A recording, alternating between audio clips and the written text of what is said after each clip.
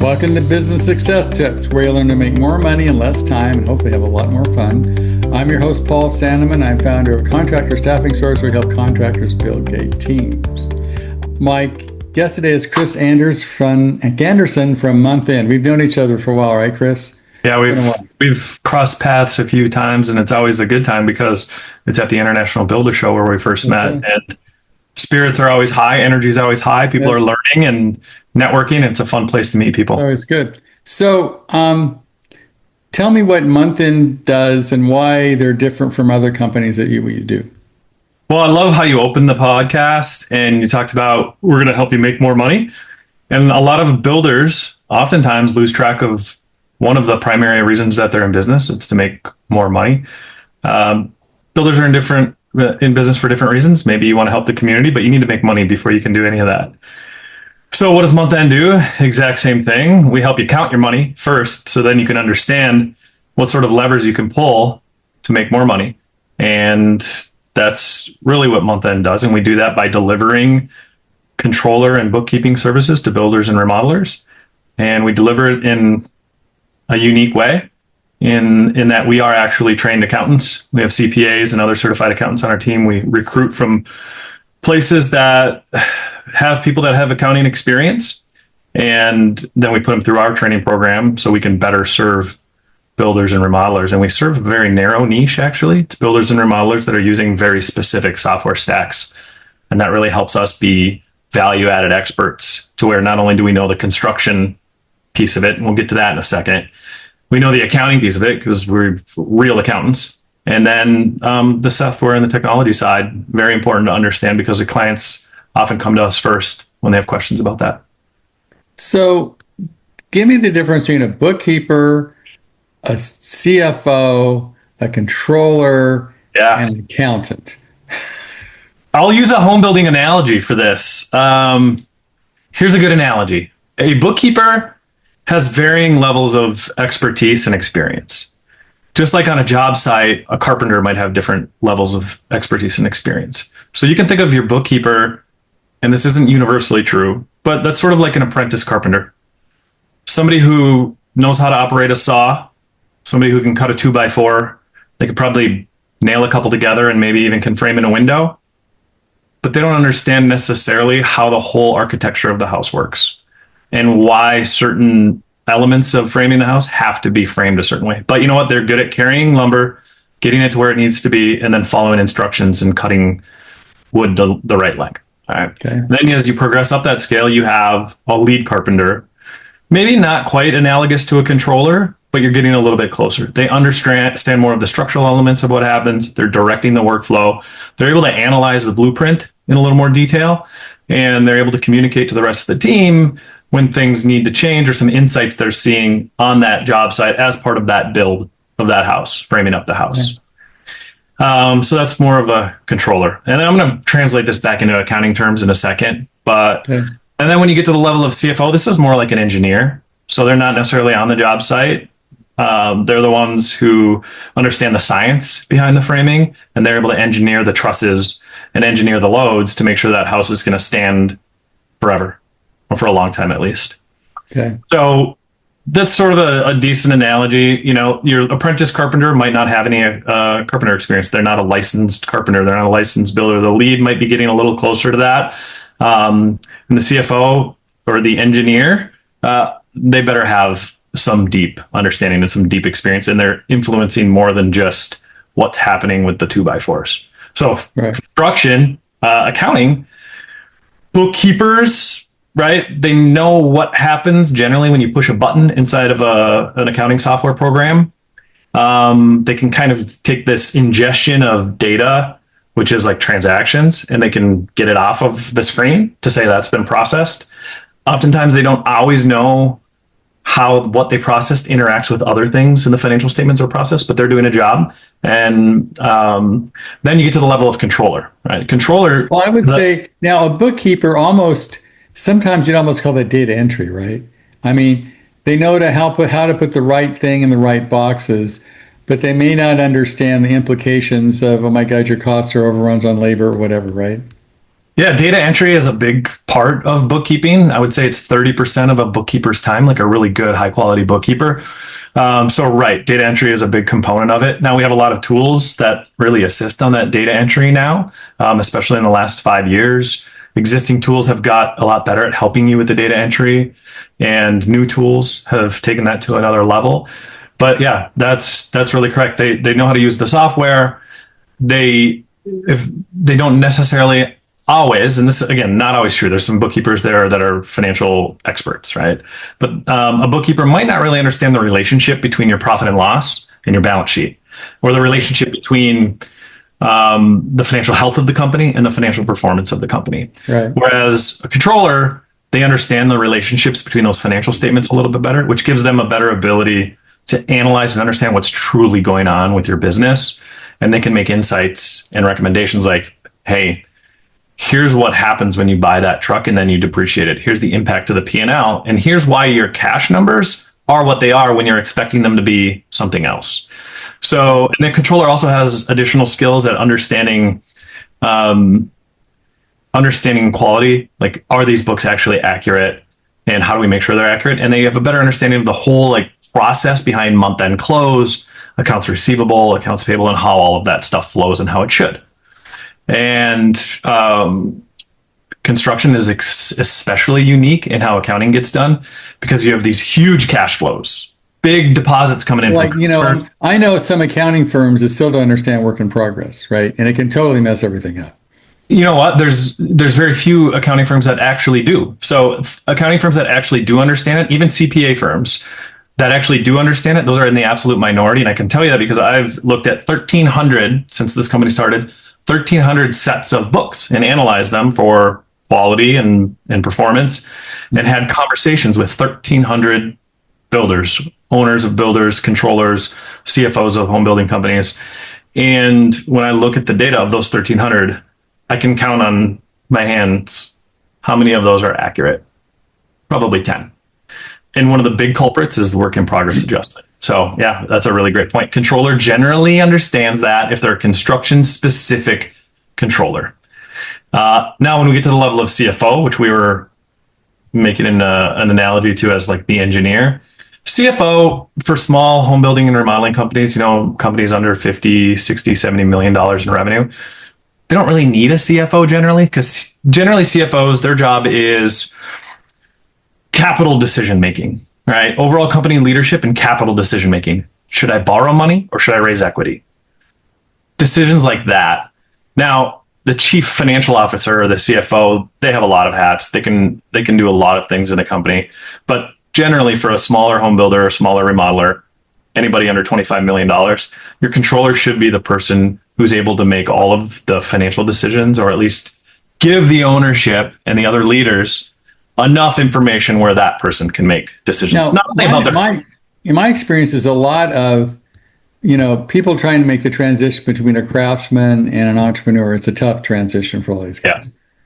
Yeah. And so they go, it's easier to get them to buy a new truck than new software, if you know what I mean. Because they have I'm going to call it project mindedness. Everything, if you're a hammer, everything's a nail, right?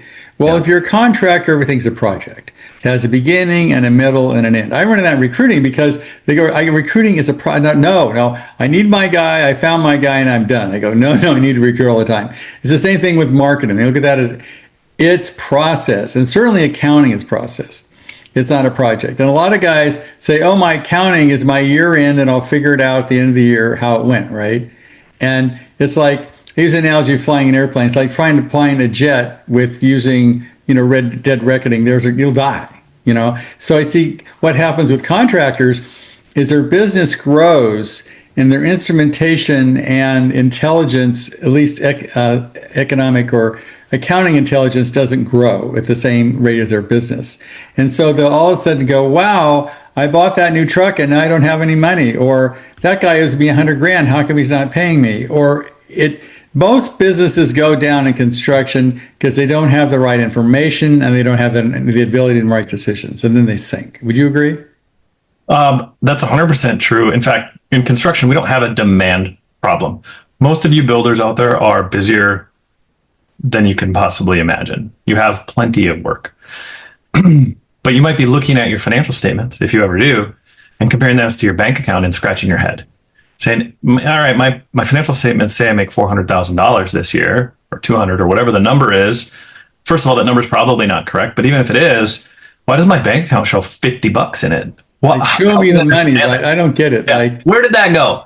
I paid taxes on 300 grand and I can't afford to buy my kid a bicycle for Christmas. Can you explain to me why that's true, right? Yep, 100%. And it's a combination of bad accounting, combination of bad advice.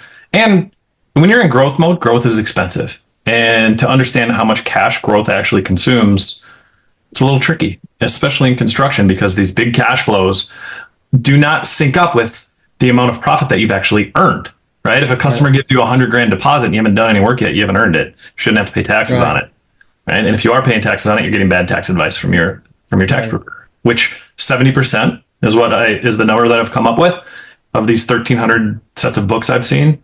70% of them, the taxes they're nonsense. They're absolute nonsense, which means the analytics are for sure nonsense, which means if you're asking questions of your numbers, which is one of the most important parts of doing the numbers in the first place, asking questions like, can I afford to hire another person? Can I hire Paul to go find that great new project manager for me? Right? I'm working my brains out. I can't be doing this all alone. I need help. Can I afford it? Simple questions like that, most builders cannot answer. And that's the power of financial. I've had guys that can't even answer accrual versus cash. And I go, you can't grow fast because you cannot finance your accounts receivable. And they go, what are you talking about? You got 30 days AR. If it's $150,000 or $200,000, you haven't got that money. You're going out of money. And they go, what are you talking about? Because they don't understand the difference between cash and accrual, and that as you grow faster, you're going to have to finance that debt somewhere, right? And so all of a sudden, on an accrual basis, you're making a ton of money, but you're broke. Or you're showing that you're making a ton of money, but the numbers are actually wrong. So you're paying taxes on something that looks like you're making a ton of money, but it's actually incorrect. So you can't make good decisions about it. And so you asked the question about what Monthend does. We changed that. So when you work with Monthend, you know what your numbers are and you can make better decisions. We're not going to be your CFO. We're not going to help you decide whether you should borrow money or not. But if you have the question, should I borrow money or not, you're going to have the data available to you and you'll have somebody to bounce that off of. Right. Well, the other thing that I noticed for a lot of companies is their information is too late to make an accurate decision. You're only as good on your decision making as the information you're getting, right? Yeah. So I sometimes use an analogy, Mamma Mia's Pizza has no clue where they made money or lost money until the end of the year. And Taco Bell can tell you in every Taco Bell where they later lost money in the last 45 minutes, right? On each taco. On each taco. I mean, they got it down, right? So in Costco, literally, the Costco counts all the people. They change their labor every 2 hours, the amount of people in the store, because they know labor is a big issue, right? But unfortunately, contractors can't tell you whether they made or lost money this week and why, let alone this month and why, right? And if you can't answer that decision, you can't make a right decision. Would you agree? I totally agree. And let's talk about Taco Bell again for a second. Yeah. I haven't been to Taco Bell for a long time. I think I'm going to go get some after this call. I'm hungry. It's my lunchtime right now, 2 p.m. and a nice chalupa. I don't know. Do they still have the chalupa? Anyways, Taco Bell's really sweet. The real-time information, super important. A lot of builders don't realize that they can get real-time information, and the data that they've had in the past is kind of nonsensical, so they don't even place value on it because they don't trust it. So real-time information, it can be done, and that's the best way to collect it, because if that data is sitting there collecting dust and it's not getting in there in the right spot, it does become worthless. So I understand how some builders are like, I don't want to invest time, energy, money in getting these numbers right, because I've never had experience of them being right. I've never been able to make decisions based off of them. It's just not that important to me. So there are a lot of challenges that are very specific to construction that make that true, that make it really hard to get that information. But with the right technology, really, and the right processes and holding your people to certain standard procedures and having the discipline to hold them accountable to that, you get that information. It gets processed real time. And then you can make great decisions like, can I hire? Or maybe I'm too fat.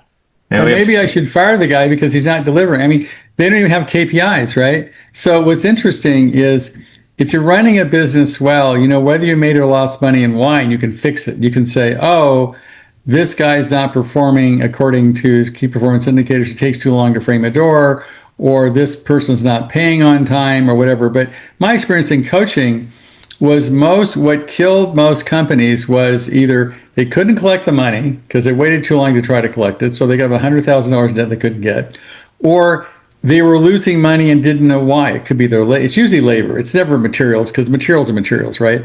So they don't know their labor cost on a real time. And so they'll end up running way over on labor, and then it's too late to fix it. They can't put the change orders in, and it's just a snowball that keeps happening. And then the worst case is they start borrowing money from Peter to pay Paul. They go, oh, well, I got this deposit on this job. I'm going to use it to pay the labor on this job because I haven't got any cash, which is just digging a deeper hole. Would you agree? Yeah, it's digging a deeper hole. And if you look at the National Association of Home Builders cost of doing business study, they put out this study every other year for builders. And there's also a version of it for remodelers. And it gives you the benchmark of what builders do. It used to be this thick and it would break it down by region. So you're a new home construction builder or you're a remodeler in New Hampshire, like it gives you that. Now it's a little more summarized, but the information in there is really good. It helps you figure out what your goals maybe should be, or at least a place to start. But an interesting thing, I'm looking at the 2025 edition right now, but if you look at the 2023 edition and you go down to the average net profit for the average builder, it's negative. So on average, in 2023, and the data is based on 2021 and 2022, on average, a builder is losing money. It's wild. Well, and you hear that, you know, I'm losing a nickel on every item, but I can make it up in volume, right? Yeah, that's really good. And yeah, you can't. But it's, you know, like there's enough demand out there for your services where with a little diligence, a little discipline, let's talk about discipline for a second. Yeah. Sometimes you've heard you can't manage what you don't measure. And as builders and carpenters, you're measuring stuff all the time. You don't cut a 2x4 and then throw it up and hope it's going to fit. You measure it down to the 16th of an inch, right? But we don't do that with our financials. And really you should. And when we try to get this stuff going with builders sometimes, and it's not just us, other coaching organizations, we say a couple things. You need to measure all of your costs. You need to measure your people's time. And the pushback you get is, these guys are builders. These are construction guys. These are guys out in the field. We're not going to be using computers and doing this like paper pushing office nerd stuff. They're not going to do it. And the answer is, well, you're never going to get better. So things like, where practical, the tools out there are so good now. You can do this so easy. Everybody has a phone in their pocket. Where practical, make your people track their time. Translate that time to money and allocate it to a job. And you can do it in a very seamless way. You can do it in a complicated way, but do it. You know where they are and what they're doing at any time. And that is what AI has helped us do, right? But if you don't do anything with that information, it's useless. And I would say, you know, big thing is getting people to adopt the technology that's there, because the technology is like amazing. You can measure everything. But if you're going, well, I don't want to talk to Sam. He's been a carpenter with me. He's been with me 5 years. He knows what he's doing. I'm trusting him, blah, blah, blah. That is not a good idea. Yeah. And it's not even about accountability. Sam said he worked 14 hours. We're going to pay him for 14 hours. It's about the data. All right. So Sam worked 14 hours on this job. I thought he was working 7. We're way over, to your point, on that project. You know what? I see a pattern here. You know what? We're actually way underbidding these projects because our costs are higher than we ever imagined, but we weren't measuring them before. So instead of charging, if you're doing cost plus, you know, like cost plus 15, we need to do 18 to cover the time because we're spending more time than we thought. Or whatever. So yeah, I love that. And in our firm, we measure, this is really interesting. We measure everything. Things you wouldn't even imagine are measurable with AI. So for instance, for the last hour before this call, we were having a conversation with our team about how we perform monthly meetings. Every one of our clients gets a monthly meeting. All of our team members were meeting, and it's all via a call like this, Zoom. Right. And we use a tool called 𝗪flies, which tracks every word everybody is saying. Right. And 𝗪flies is really smart. It knows your sentiment, whether it's a negative sentiment or a positive sentiment. Right. It knows if you're using filler words. It knows how long your monologue is. And I'm the worst culprit at that. I'll go on 8-minute monologues. And it can distill all of this for every conversation for every single person in your team. And then we were just playing with this before this call. we've looked at the data before and we've analyzed it and we've changed how we do meetings because of it. But there's a cool little feature at the bottom where you can ask it, like, how can our team get better at meetings? And it analyzes, for us, we've been using this for 2 years, and it's analyzing, in this case, 30 days worth of data, and it's analyzing more than you can even believe.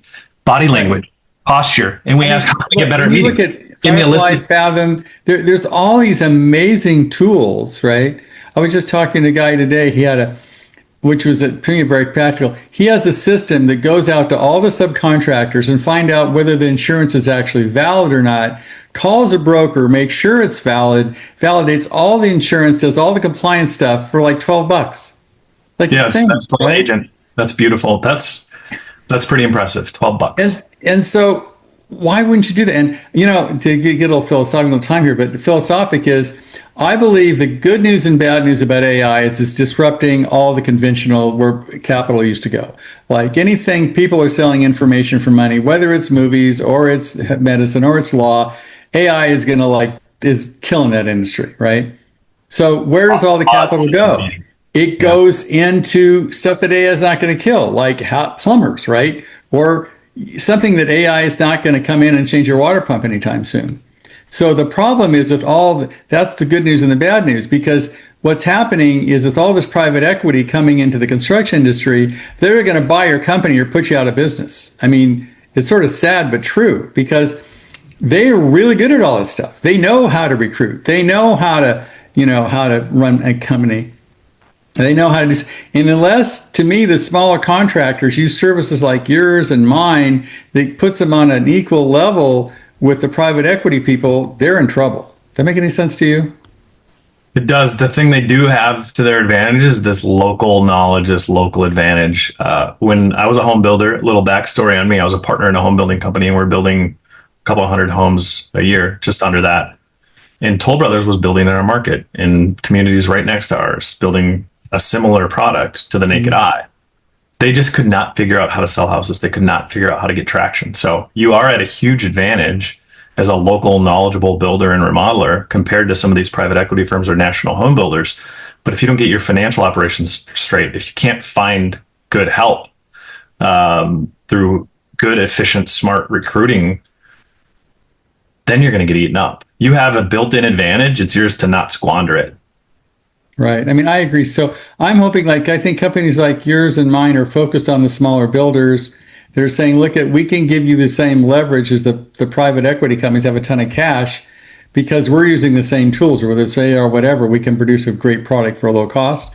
But if you don't use those services and you try to use your current accountant or you try to run your own ads on Indeed, I think you're going to be in trouble in the long run. I mean, it's sort of sad, but I think this is the key moment where you use companies like, and I think you and our company are simpler. We're basically building killer technology to help the small guy compete with the people that have a lot of cash. Would you agree that's probably true? Yeah, it's not always easy to compete with people who have a lot of cash, but the nice thing is when you are smaller, you're usually infinitely more efficient with that cash. And if you have $10, you're much more careful about where that $10 goes. So you can be really, really, really dangerous. And it's going to take the competition $100 to accomplish what you're going to do with 10 or 5. So if you put some structure around that and you have some discipline and you start with the fundamentals, like good accounting, good recruiting, I think good building practices too. Create checklists. Right. I mean, basically any business, you have to sell it, build it, and collect the money. I mean, that's it, right? And there's nothing more important, in my opinion, than having a great team and having great systems so the team can use those systems to compete. And to me, I think that's where you come in, because you have the systems to give people the information they need to make the right decisions if they're willing to use it. Yeah, and systems, that's such an important word that you bring up. Systems don't have to be complicated. The best system ever invented is probably a checklist. Now, there's fancy ways to put that checklist into play. You have project management tools. You can use the checklists and to-dos inside of features of popular construction management apps. But if you just start with the basics of thinking about checklists, there's an article that came out, I think it was in the Atlantic or the New Yorker, or one of those publications. This was a long time ago. And they found this sort of interesting thing. And they uncovered this the power of checklists. What happened was the B-52s, or one of these old, like, old time warplanes, was crashing, and the Army engineers could not figure out why. They built this beautiful aircraft. It was crashing. It was crashing. It was crashing. And what they figured out was the pilots weren't going through the necessary pre-flight routines. So what they did was implemented a checklist, gave the checklist to the pilots. Planes never crashed again. So the issue was in hospitals, this same sort of thing was happening. These surgeons were finding these infection rates were extremely high, and they didn't understand why. Right? All right, people wash their hands, they do these things, but without the checklist holding people accountable, those things got missed. So we talk about technology, we talk about AI, right? These are all wonderful things. Builder, if you want one practical solution to come out of this, and this sounds really stupid to just say this, but let's start with some checklists. Create a checklist. The hospital implemented checklists, and the infections went down close to zero in surgery. Do you have a checklist for when you show up on a job, when you show up at a client's office? I mean, checklists can be developed for any process very simply. In fact, AI can actually help you do that. But the thing, people have to use a checklist. I mean, you can't say, before you get on a job, here's the checklist. If you don't use it, it's not going to do any good. Right? Yeah. Yep. And builders, if you're using a project management tool like a Builder Trend or Job Trend or whatever it is, most of those have checklists built into them. What I found as a builder that was really successful is for certain trade contractors, certainly for your own internal labor and internal staff, you have checklists for certain things. Like, for instance, when we get to the end of framing, we want to make sure we have a super clean job site, and there's a bunch of other things we want to make sure is done. Provide that checklist to your trade contractor or your own team. Think about punch list items. Create that checklist for punch list digitally, and then if your team successfully completes those checklists on time and accurately, you got to audit it once in a while by going out to the job site. Give them an incentive. If they don't get the incentive. You can even buy them lunch. It doesn't matter if the incentive is just, something like that works. So Chris, this is really good. If people want to get in touch with you to figure out, so they actually have some kind of instrument that reads how they're doing every week, how do they do that?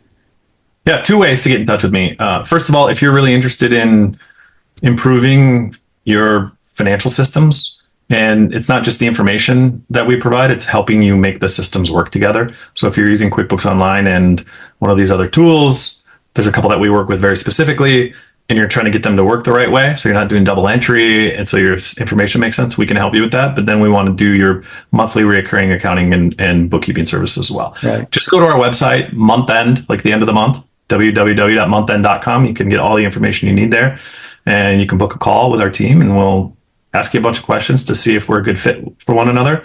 If you need technology that actually gives you good financial reporting finally and answers questions like, where'd my cash go? What's my current cash on my jobs? Where's my cash going to be soon? And then also, in addition to that, help you automate a lot of the financial workflows to cut your time from this to this. We have a tool for that as well. It's called Controller, and you can check that out at www. I don't know, why do we still say www? It's just in our brains. You can check us out at controller.app. It's controller without an E, because that domain's not available, obviously, and it sounds techie. So controller without an E.app, and then you can book a demo there. We don't have a lot of information about the app, but you can book a demo and we can get you set up. I would say this: if you're measuring your business and everything is on Excel spreadsheets, you probably need some help. One of our missions in both companies, the software company and the services company, is to eliminate spreadsheets. Not that they're not useful, but they should really only be used in an emergency situation. Really, technology should be doing all this. I guarantee most people listening to this podcast, they get most of their information from Excel spreadsheets of one form or another. And it's true because it's so powerful. Actually, in our accounting firm, for the next 4 more months, we're still using spreadsheets to calculate this infamous work in progress accounting adjustment. Right? Because and we have a bunch of automations to make it as accurate and fast as possible. But by the way, sometimes I will go a week where my only job that week is to find better technology and tools and workflows for the accounting firm. We have 25 accountants. We have a couple hundred clients, and every little efficiency we can pick up, we multiply times 200, right? Because we have 200 clients. One of those things that takes the most time to get right, and that's the most sensitive for your financials, is that work in progress accounting adjustment. Right. There's a lot of tools out there that use the word work in progress, but it's not what you're thinking. Like they're showing you what your jobs are, and like some Well, of the the downside is work in progress literally changes every week, depending on the weather, depending on the mood of your crew, changes every day, depending changes on every your day. supply chains. I mean, it's a hugely flexible number, and there's 100 variables that make a difference. So thanks. And then there's the accounting adjustment. So yeah, it's the most important thing to get right, and there's nobody doing it. Agreed. Okay, Chris, I appreciate your time. And if you don't know how much you made or lost this week and why, I'd give Chris a call. Yeah, thanks for having me on, Paul. Usually on these things, I like to chat more about, like, I don't know, let's talk about golf. Let's talk about Taco Bell for a little bit, but you're all business, and I appreciate that because builders are busy and they don't have 3 hours to sit and hear us talk about Thank golf. you. Appreciate you being here. Thanks, Paul.